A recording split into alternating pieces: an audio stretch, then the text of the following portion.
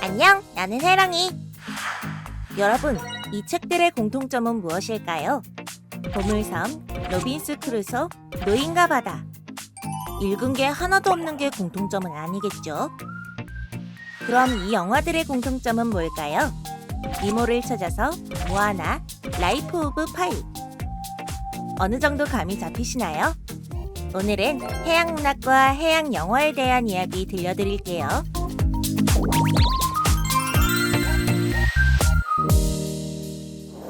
해양 문학은 그 이름에서 짐작할 수 있듯이 바다를 배경으로 하거나 바다에서 직접 취재한 문학 작품을 뜻하는데요. 그럼 단순히 바다가 등장하면 해양 문학이냐고요? 해양 문학은 바다와 관련된 인간의 삶이 투영된 문학으로 바다와 배, 섬, 해양 같은 자연적인 환경이나 바다와 관련된 인위적인 조형물들에서 인간의 감성이 묻어난 것이어야 합니다. 여기서 인간은 바다를 업으로 하는 사람은 물론 바다를 감상하고 관조하는 사람도 포함되는데요. 이러한 바다 사람들이 자신의 간접적인 체험을 문학 형식으로 기록한 걸 해양 문학이라고 합니다. 배를 타고 세계를 누비며 조업을 한 이야기나 세계의 바다에서 벌어지는 놀라운 경험을 기록한 해양 문학은 그 자체로 새로운 예술 세계가 되는데요. 그보다 넓은 의미에서 해양 문학을 통해 근대 세계사와 산업의 변화도 들여다볼 수 있습니다. 해양이 근대 세계와 연관되어 있기 때문인데요.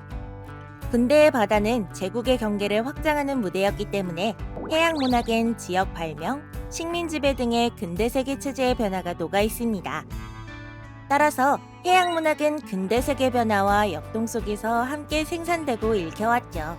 그러니 배와 바다는 해양 문학의 필수 모티브.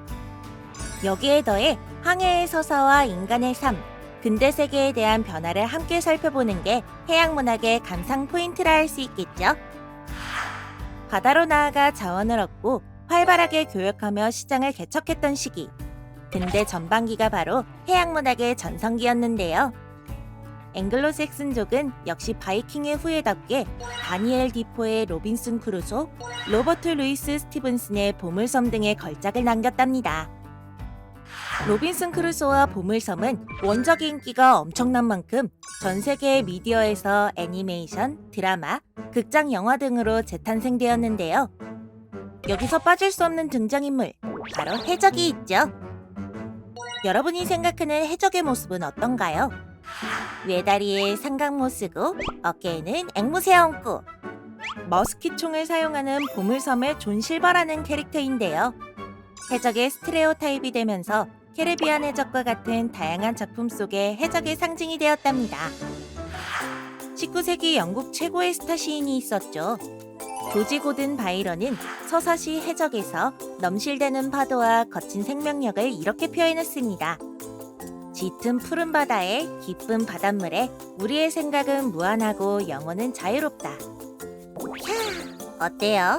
여러분도 이제 푸른 바다를 보면 아름다운 시상이 쑥쑥 떠오를 것 같지 않나요? 이 밖에도 대표적인 해양 문학으로 바다에서 펼쳐진 노인의 고독한 사투를 그린 해밍웨이의 노인과 바다, 원자력 잠수함의 출현을 예언한 줄 베른의 해저 2만 마일 등이 있는데요.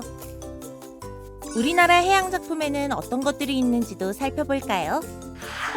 바다에서 풍랑을 만나 겪게 되는 여정을 기록한 기행록을 표해록이라 하는데요. 우리나라에 전해지고 있는 표해록 중 가장 유명한 것이 바로 최부의 표해록입니다. 최부는 업무차 제주도에 머물렀던 관료였는데요. 어느 날 아버지가 돌아가셨다는 소식을 듣고 날씨가 좋지 않음에도 급하게 40여 명을 인솔해 배를 띄우게 됩니다. 결국 풍랑을 만나 죽을 뻔한 것도 모자라 해적도 만나고 외구로 오해받기도 하며 갖은 고생을 다하다 중국 육지에 이르게 되죠. 그리고 다시 조선으로 돌아오기까지의 긴 여정을 다루고 있습니다. 그런가 하면 우리나라에도 전통 해군 소설이 있는데요. 바로 이순신 장군이에요. 이순신 장군의 난중일기와 명량해전의 서사는 문학뿐 아니라 영화, 뮤지컬 등 각종 창작물에서 계속해서 다뤄지고 있죠. 지리적으로는 부산과 삼척에서 해양 문학이 발달해 왔습니다. 훌륭한 작가들이 많이 배출되었기 때문에 부산은 해양 문학의 메카로 불리는데요. 소설가 청금성은 해양소설의 개척자로 시인 김성식은 본격적인 한국 해양시의 효시로 평가받고 있습니다. 삼척 또한 삶의 환경으로 바다를 접하고 있어 자연스럽게 해양 문학이 부각되었습니다.